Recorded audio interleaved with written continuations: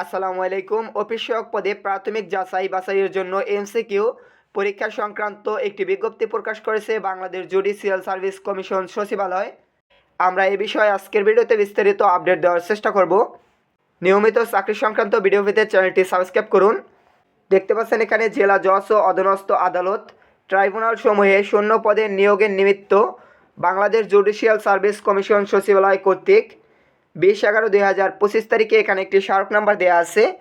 স্মারকের প্রকাশিত বিজ্ঞপ্তি মূলে অফিস সহায়ক পদে টেলিটক বাংলাদেশ লিমিটেডের মাধ্যমে অনলাইনে আবেদনকারী প্রার্থীগণের অবগতির জন্য জানানো যাচ্ছে যে সংশ্লিষ্ট পদের বিপরীতে প্রাক যাচাই এমসিকিউ পরীক্ষায় আগামী 17/1/2026 তারিখ রোজ শনিবার সকাল 10 ঘটিকা হতে আবেদনে উল্লেখিত মোবাইল নাম্বারে আপনাদের ইতিপূর্বে SMS দেওয়া হয়েছে।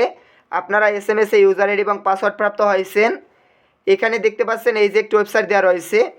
ওয়েবসাইটটিতে প্রবেশ করে আপনারা সরাসরি আপনাদের এডমিট কার্ডটি ডাউনলোড করতে পারবেন।